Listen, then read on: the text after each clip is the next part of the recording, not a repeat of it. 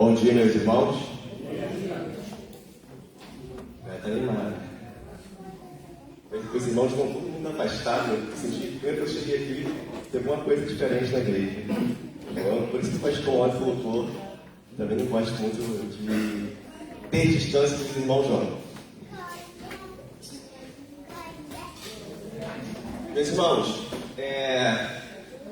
quando o pastor conversou conosco para esse mês, fez o planejamento mês de agosto, e a gente programou, junto com o Vinícius, pastor, a gente se organizando dessa maneira. E eu voltei nos domingos, pela parte da manhã. Isso com a noite, pastor, depois passar a de quarta-feira. Foi, pastor? Senti o ponto dele. Então, quando a gente combinou, antes de combinar, na verdade, eu já tinha 2 mensagens prontas. Prontas, normalmente, estando elas trabalhando, que foi o Salmo 136 e Lucas 13. E eu não entendi muito bem. Aí, louvor, adoração, nós falamos, os irmãos lembram da mensagem? Adoração, gratidão. E domingo passado falamos sobre a porta estreita. E antes, perguntei, Deus, é isso mesmo? Antes, porta estreita, é isso? E quando Deus confirmou no coração. E eu faço por etapa, Geralmente, assim, eu não preparo mensagens com muito tempo, Mas desse domingo, nesse mês, na verdade, eu tinha essas 2 já preparadas. Aí terminamos o culto domingo passado, pela manhã. Aí eu começo o processo, Oração. E Deus, e agora, próximo domingo? Qual é a mensagem? Qual é a mensagem? E aí a gente vai meditando, orando. É um processo, É um processo certo, a se fazer. E Deus me trouxe o texto de hoje. Eu não tinha também entendido muito bem o texto. Deus, que anexo tem, que o Senhor quer falar à igreja? E não foi planejado as mensagens, mas agora fazendo no papel, eu tenho todo o processo, não sei como o pastor faz, o irmão faz, os pregadores fazem, enfim, mas eu tenho um processo que eu vou remoendo na minha mente, na minha cabeça, a semana toda, orando, meditando. Aquela mensagem que toca, fala comigo.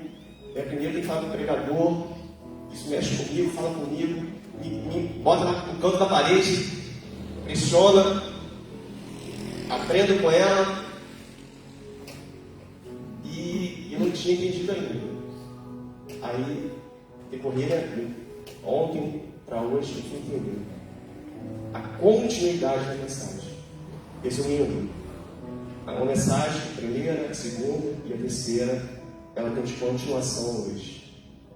E eu creio que Deus quer trabalhar algo com a igreja. Tudo que nós estamos passando, vivendo, creio que tudo que nós temos iniciado com a igreja, as pregações, os pastores de fora, enfim, Deus tem algo para tratar com a igreja, para trazer a igreja para perto dele. Ou seja, trazer cada irmão para perto dele. Perto dele. Começando comigo. E o texto que eu quero compartilhar com os irmãos está em Colossenses 1, 28.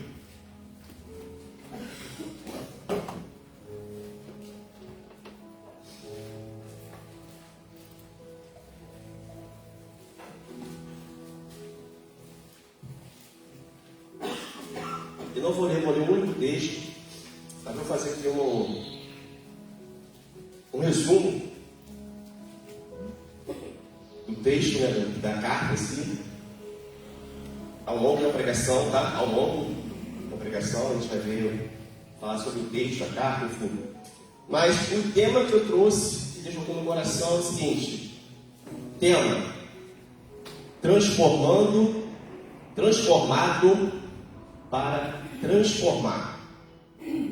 Transformado para transformar. a carta, Paulo aqui. Paulo teme que os falsos ensinamentos prejudiquem a fé dos crentes de Colossos, da igreja de Colossos.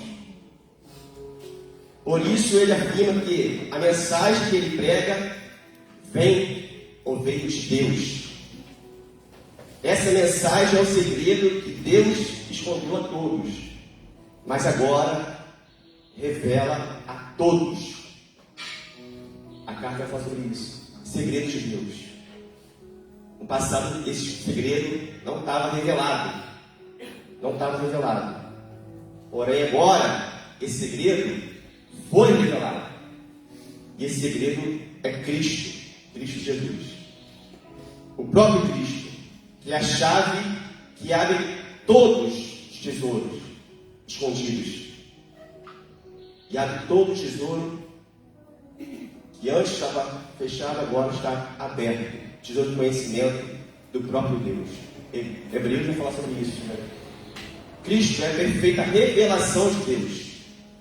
Ou seja, antes nós não tínhamos noção. Agora nós temos noção através de Cristo. Vamos ler o texto que diz assim: assim nós anunciamos Cristo a todas as pessoas, com toda a sabedoria possível, aconselhando, ensinando cada pessoa, a fim de levar todos à presença de Deus como pessoas espiritualmente adultas e unidas com Cristo. Amém? Vamos orar? Pai querido, Pai amado, Pai santo, mais uma manhã, Pai, fala conosco e usa somente o seu servo, Pai. Fala através de mim, Pai, como mensageiro da Tua palavra. Como eu falo, Pai, eu não tenho nada para oferecer, mas o Senhor tem. Então me use como canal, Pai, de bênçãos nessa manhã. É isso que eu te peço, em nome de Jesus. Amém. Meus irmãos, os irmãos entenderam, os irmãos estavam ou não depois deste domingo. Primeiro domingo nós falamos sobre gratidão. Gratidão como forma de adoração. Segundo domingo nós falamos sobre a porta estreita, como forma de não errar o caminho, viver de uma vida dedicada a Deus. Hoje vamos falar sobre maturidade cristã. Maturidade cristã. E, como eu falei, primeiro a mensagem ela é para o pregador. Para o pregador.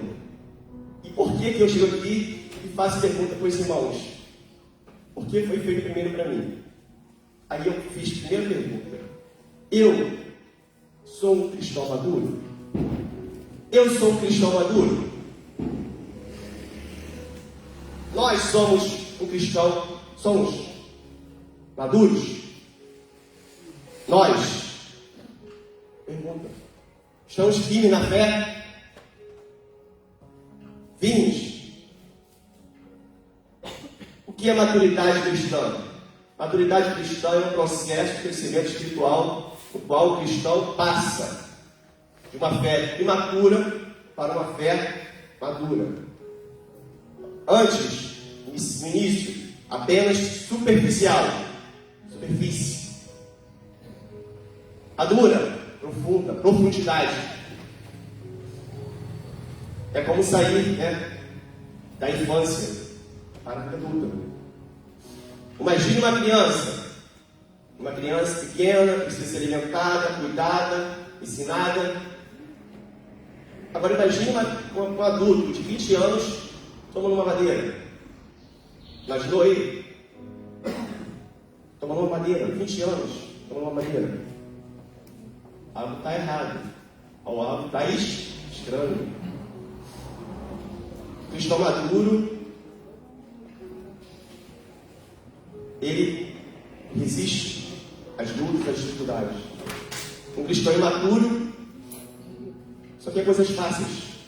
Por isso que a porta estreita, ela te aperfeiçoa. A oração, cristão imaturo, só ora quando precisa. O cristão maduro, ele entende que é preciso orar todos os dias. O cristão maduro já alimenta sozinho da palavra. Já ora, não depende do pastor, da EBD. Ele já caminha sozinho. Sozinho. Um cristão imaturo. Você tem que pegar a palavra e colocar para ele ler. Para ele ler. No evangelismo, quando você está discipulando uma pessoa, começando a discipular essa pessoa, novo convertido, para ele acostumar a ler a palavra, o que você faz? Começa a ler com ele e pede para ele ler. Olha, lê aqui, vamos ler. Para ele aprender a ler a palavra de Deus. Um cristão iniciante. Maduro, você espera que ele lê a palavra todos os dias. Ele pega a palavra e lê a palavra todos os dias. Ser um cristão maduro é assumir a responsabilidade da sua fé. Discernimento espiritual. Assumir a responsabilidade. Eu gosto de trazer sempre uma analogia para ajudar o entendimento. Imagine um esporte. A galera que pratica esporte, corrida, luta, enfim. Um iniciante, quando entra na academia, o instrutor tem que ficar ali perto, ali, ó. Faz assim, ó, ensina os movimentos, ensina quantas vezes tem que fazer, as repetições. Aí o instrutor fica ali perto. Rapaz, está errado aqui, corrige aqui. Então, primeira semana, primeiro mês, o instrutor tem que estar perto. Passa ao longo do tempo, o instrutor já deixa ele de lado, porque ele já aprendeu o movimento. Assim espera de um cristão maduro. Um atleta maduro, ele é disciplinado, treina, sem ninguém estar perto, porque ele sabe que precisa treinar. Se ele não treinar, ele não vai conseguir. Não depende, não é pelas pessoas, ou por causa das pessoas. É para a saúde física dele.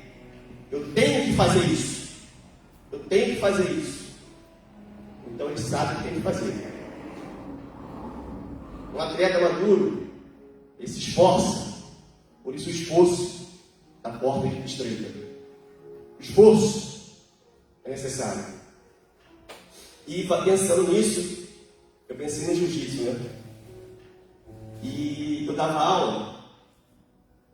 E quando entra alguém na academia, aí faixa branca, né? Quer treinar. E já ele vai com todo o gás, né? Com toda a força, mas não tem experiência nenhuma. Ele vai com força, com garra. E normalmente, os mais graduados não gostam de treinar com faixa branca. Por quê? Porque o faixa branca vai machucar o faixa preta. Porque ele não sabe ainda. Eu já me machuquei várias vezes com faixa branca. Mas é a faixa inicial, todo mundo tem que passar, não tem como pular a faixa branca. Então, eu machucado no joelho, aí os alunos ainda fazem o seguinte: vou pegar meu mestre e quero destruir ele. Então os caras queriam me destruir. E eu machucado no joelho, eu queria, cara, esse cara vai me machucar. Fora que esse cara fortão, um monstro, né? O cara vai usar força, mas o jiu-jitsu não é força. É disciplina, cabeça, é jogo. E uma estratégia, uma vez o cara caiu em cima do meu dedo. Pegou meu dedo, inchou meu dedo. Então eu até evitava. Assim, porém, quando ele vai se graduando, ele vai aprendendo. Aí tem uma coisa importante para a igreja agora, que eu queria falar com os irmãos, importante, chamar a atenção. O importante no jiu-jitsu, fazer uma analogia com o jiu-jitsu. Os mais antigos ensinam os mais novos. Era minha responsabilidade não machucar o faixa branca. Se um graduado machuca o faixa branca, meu irmão, vai receber uma bronca, uma advertência. Porque é responsabilidade dele cuidar dos novos. Dos novos. No cristianismo é a mesma coisa. É a responsabilidade. Os mais velhos têm que estar maduros. Tem que estar firme para É a responsabilidade dele ensinar os mais novos. É a responsabilidade dele ensinar. Cuidar, zelar. Às vezes a gente vê o mais velho machucando o mais novo. Caramba, o cara é novo ainda, cara. Aí machuca, a pessoa fica aborrecida, chateada e sai da igreja.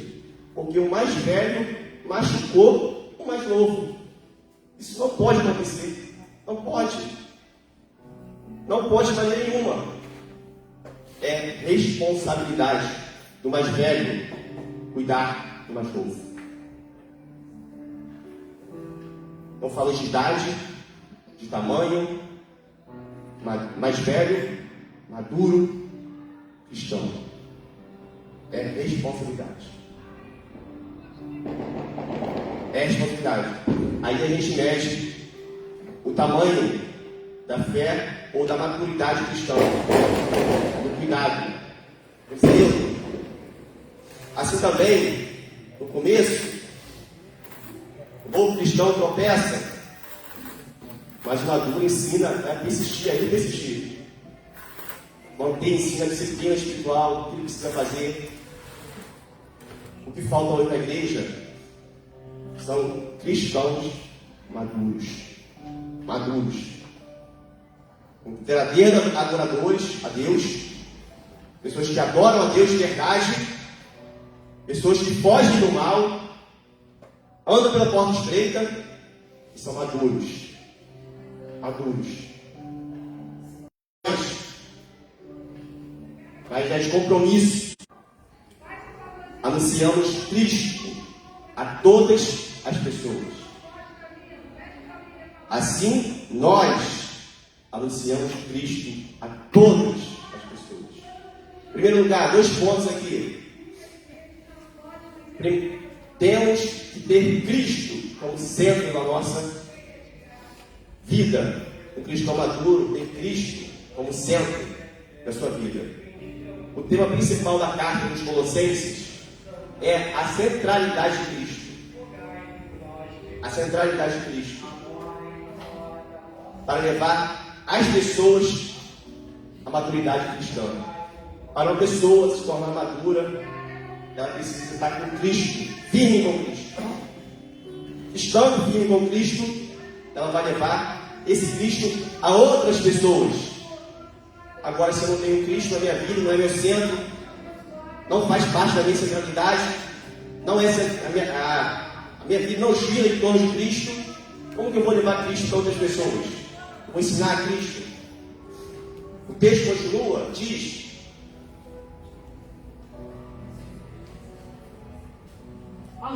com toda a sabedoria possível, aconselhando e ensinando a cada pessoa, com toda a sabedoria possível, ensinando a cada pessoa. E aqui, se a gente reparar, o verso, o texto, repete 3 vezes pessoa. Em outras versões falar todo homem. Todo homem. Paulo repete 3 vezes em um verso, com a intenção de fortalecer a ideia. Todo cristão maduro tem que ensinar outros. Todo cristão maduro tem que ensinar outros. E Paulo reforça essa ideia. Cristo é o centro da sua vida. Se Cristo é o centro da sua vida, você tem que ensinar outros. Aí pergunta: será que Cristo é o centro da minha vida? Será que realmente Cristo é o centro da minha vida? Deve ser, tem que ser.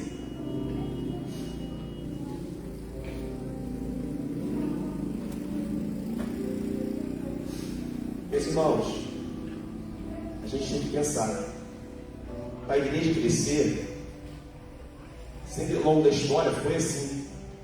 Foi assim. Os mais velhos, eu cresci assim. Pais da fé, mães da fé. pessoas que pegavam as crianças, cuidavam dos mais novos, os mais velhos cuidavam dos mais novos, e eram ensinados assim. Sempre foi assim. Hoje, não está sendo mais assim. Cada um vai para um lado. Compromisso com Deus, com o Evangelho, com Cristo. Cristo é o conteúdo da mensagem de Colossenses. É através dele que nós vamos aconselhar, ensinar. Ele é o centro da mensagem. Ele é o foco da mensagem. Na verdade, ele é a única mensagem. Não tradição, não filosofia, nada disso. Nada disso. Olha o que diz Colossenses 2:8. Tenha cuidado para que ninguém os torne escravos por meio de argumentos sem valor, que vem de sabedoria humana. Essas coisas vêm dos ensinamentos de criaturas humanas e dos espíritos que dominam o universo, e não de Cristo. Colossenses 2:8. Paulo enfrentava aqui falsos ensinamentos da igreja de Colossos, pessoas ensinavam que devia orar a homens ou a anjos. No verso 18 vai falar sobre isso. Vamos ler. Diz assim: não deixe que ninguém os humilhe, afirmando que é melhor que vocês, porque dizem, tem visões ou falsos ensinamentos. Não deixe. E leva as pessoas a adorar a anjos, adoração aos anjos. Paulo fala: essas pessoas não têm nenhum motivo para estarem cheios de si, pois estão passando por qualquer coisa, mas não de Cristo. Ou seja, não é Cristo.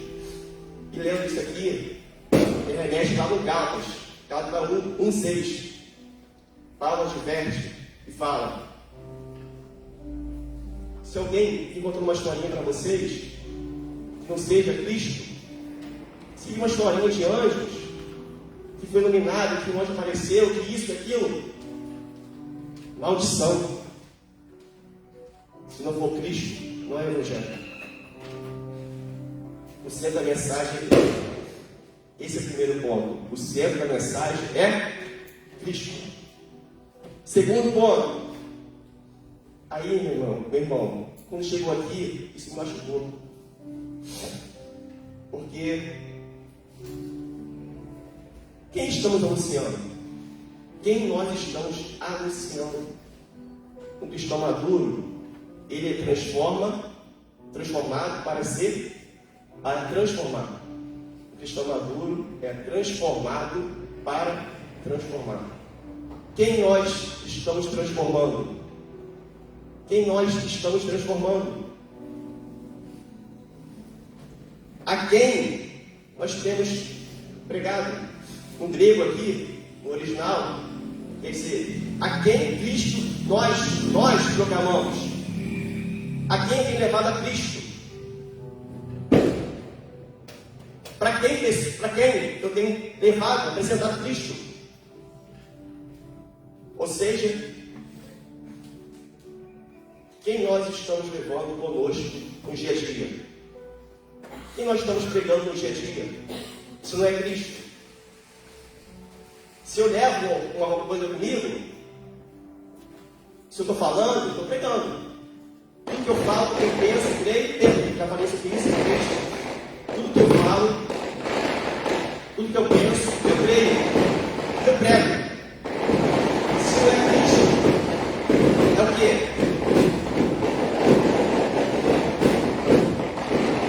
Esse trecho aqui fala da missão de Paulo. Esse trecho aqui fala da missão de Paulo. A missão de Paulo é focada em pregar Cristo, de transformar vidas. Qual é a minha missão? Qual é a sua missão? Qual é a missão da igreja? É pregar Cristo. Qual é a mensagem? É pregar Cristo. E lendo isso aqui, meus irmãos, eu lembro do seguinte. Aí faz uma outra pergunta. O que eu tenho? O que eu tenho dentro de mim? O que eu tenho? Esse texto, essa pergunta me leva lá em João, lá em Pedro. Pedro e João. Mas tu pregou sobre isso, se não me engano, falou. Pedro e João andando, chegando no templo para adorar a Deus. Estão aleijados lá, coxo, na porta. E pede dinheiro. E ele fala: ó, eu não tenho dinheiro, mas o que eu tenho, te dou. Levanta e anda em nome de Jesus de Nazaré. Pegou a mão dele e levantou. Pedro, Tiago, João, tinham Cristo. E tinham Cristo transformar a vida no coxo. Paulo foi transformado por Deus. Levou o Evangelho a grande questão. Porque ele foi transformado, transformou outras vidas. Moisés conheceu a Cristo, conheceu a Deus, libertou uma multidão de pessoas que hoje foi usada por Deus. A mulher samaritana conheceu Jesus, teve encontro com Jesus, levou Jesus a uma grande multidão. O Gadareno, então ele endemoniado Gadareno, conheceu Jesus, conheceu a Cristo e levou Cristo a uma grande multidão.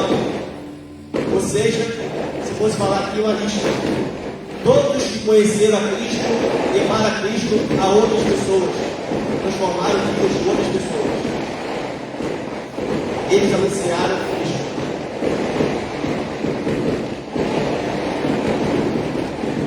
E nós temos anunciado Cristo. Temos Cristo em nossa vida. Temos. Meus irmãos, um tempo atrás, está um pouco difícil, mas vamos parar lá. Eu questionava. Deus, poxa, eu não tenho nenhum fruto. Eu não tenho nenhum fruto. Eu comecei a orar por isso. Deus, me dá um fruto. Ué, porque a palavra em João, em Mateus 17, Mateus 7, 16, na verdade, diz: pelos frutos conhecereis se são meus discípulos, se estão comigo. Eu questionava a Deus: Deus, eu não tenho nenhum fruto. Porque a palavra é para nós.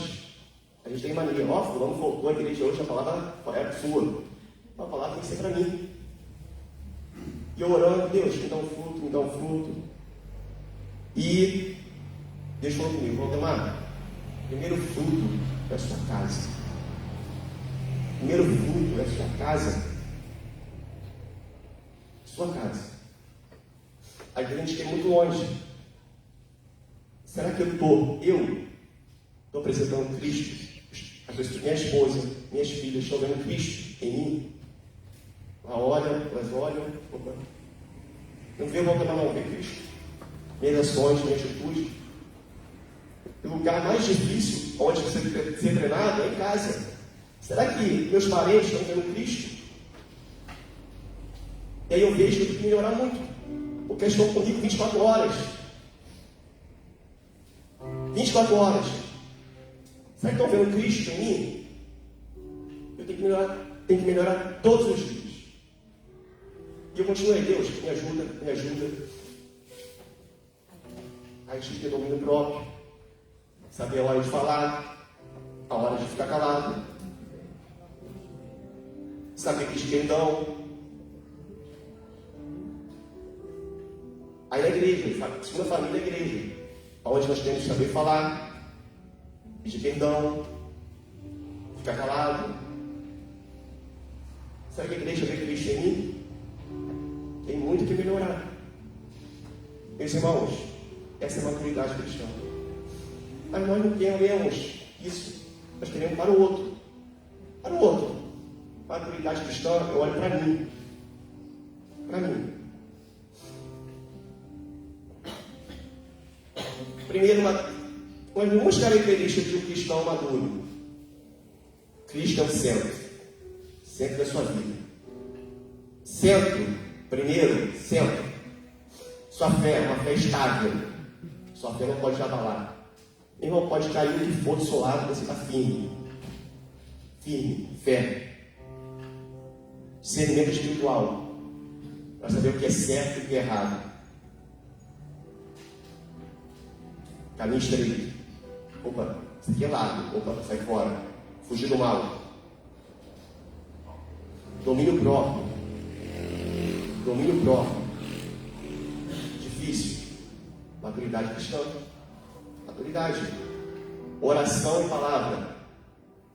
Maturidade cristã. Amor sacrificial. Difícil. Maturidade cristã. Eu vou lá pedir perdão. Estamos certos e estamos errados. Aí tem gente na família, na igreja, não fala com um, não fala com outro, família não fala com família. A pessoa não pede perdão. Irmão, certo ou errado, você tem que pedir perdão. Porque esse é o amor de sacrifício. Sacrificial. Isso demonstra que nós somos imaduros. Orgulho, vaidade, está no coração. Uma pessoa não abre para pedir perdão. Irmão, orgulho, vaidade. Eu errei? Eu não. Eu sou cara. Não pede perdão. Não pede perdão. E acha que é um cristão maduro. Mas não é. Segundo a palavra. Na minha palavra não, segundo a palavra de Deus. Aí vai frutos. Frutos. O cristão maduro, ele dá frutos. Aí a gente fala demais. E não falar, a gente fala. Tem um ditado, eu até falar de ditado, mas por isso é falar, todo mundo fala, irmão. Agora cadê o fruto? Cadê o bom fruto? O fruto é a historinha da árvore. Primeiro você cresce, a árvore cresce a raiz, estrutura para baixo. Ela pega a energia toda e depois para crescer. Às vezes demora no fruto. Comigo demorou. Está demorando. A gente está crescendo para baixo.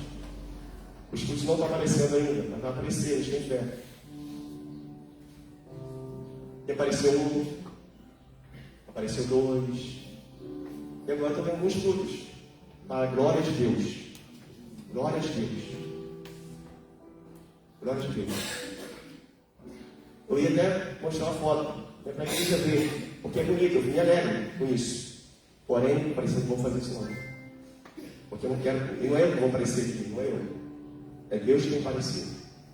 Mas Deus, antes, tem que estar me transformando. Ainda é processo. Transformação é processo. Não acaba. Nem vai acabar, falta muito ainda. Mas Deus trabalha assim. Frutos. A adoração. Daí que eu entendi as mensagens que foram encaixando. Esse é o fruto. Gratidão como forma de adoração.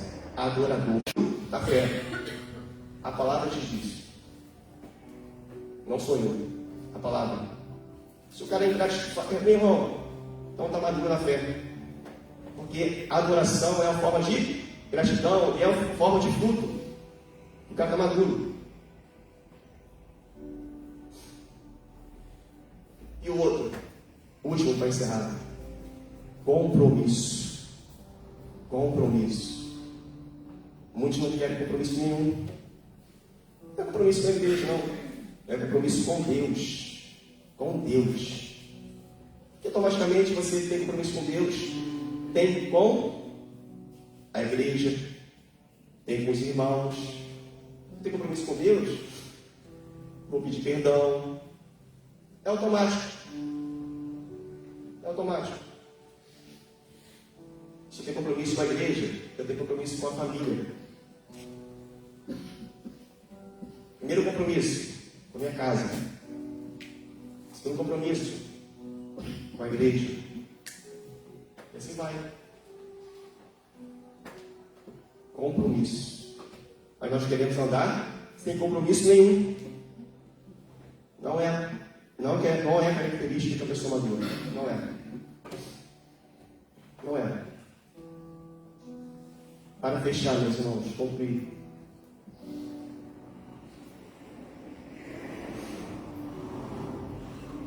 Nós temos anunciado Cristo. Quem eu tenho anunciado? Quem eu tenho levado? Quem tem aparecido na tua casa? Quem tem aparecido na tua casa? Valdemar ou Cristo? Quem tem aparecido na tua casa? Porque tem que parecer Cristo. Eu ia fazer uma pergunta à minha esposa, minha filha. Porque eu olho para cima, mas irmão, às vezes nós não gostamos de confronto. Isso aqui é confronto. Nós não gostamos. Porque nós recuamos, nós não queremos melhorar. Não queremos. E eu ia fazer uma pergunta para elas, é forte. Não consegui fazer o que eu queria fazer, mas na correria também. Eu estava dando notícia para minha esposa. A Giovanni hoje foi fazer o aniversário da amiga, acabou ficando. Eu ia perguntar para ela o seguinte: eu tenho pregado, o que eu prego aqui com os irmãos, eu estou vivendo na minha casa. O que eu prego aqui com os irmãos, que estou vivendo na minha casa. E eu quero ver a resposta delas. Porque se não tiver, eu tenho que melhorar. Tem que me mudar, meu irmão. Tem que mudar minha vida. Tem que mudar mais ainda. Porque o que eu vivo aqui, eu tenho que viver na minha casa. Com a minha família. Eu já estou falando para fora, isso é falso. Heresia. Eu tenho que viver o que eu falo, o que eu prego. Isso é compromisso com Cristo. Não quer dizer que nós somos perfeitos, nós erramos. Quando errar, baixa a cabeça, irmão, vai lá e pede perdão. Aí para isso não acontecer, você precisar pedir perdão, porque é necessário pedir perdão, aí o que você vai fazer? Você vai ficar mais inteligente. Opa, não posso errar para não pedir perdão. Então é o caminho, né? Errei, tem que pedir perdão. Rapaz, quando eu erro, tem que pedir perdão, meu Deus do céu. Tem que ir lá, baixar a cabeça. Errei, pedir perdão. Errei com um amigo aqui da igreja um dia, esses dias aí. Eu errei. Caramba. Tive que lá. Irmão, perdão. Por isso. Tem que pedir perdão.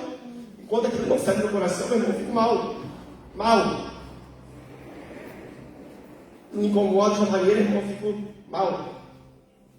Pior ainda, minha esposa fala para mim: ó, você fez isso errado. Eu, meu Deus do céu.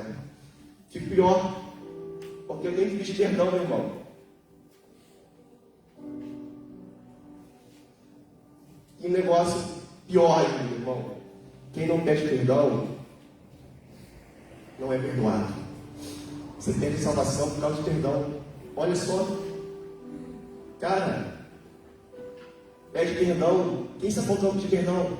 Quem está brigando? Falta de entendimento? Meu Deus do céu. Pede perdão. 3 coisas que não há perdão: blasfêmia contra o Espírito Santo, apostasia e falta de perdão. Porque a palavra é bem clara: se eu não perdoo, não sou perdoado. Para você ser perdoado, pede perdão. Eu não errei nada. Pede perdão. Como cristão maduro, é chamado para fazer isso. Todo cristão maduro é chamado para fazer isso. Meus irmãos, gostaria de convidar os irmãos a pensarem, a refletirem nisso. Viver Cristo. Cristo apareça em nossas vidas. Cristo seja o centro de nossas vidas. Que nós anunciamos Cristo. Não tem alegria melhor que anunciar Cristo. Cara, não tem melhor alegria. Você vê uma pessoa transformada, cara. não tem melhor alegria. E você sabe que você não tem nada, que Deus te usou como instrumento. Você olha assim, não era capaz de fazer isso, porque nós não somos, mas a sua vida foi transformada. Que alegria, que alegria.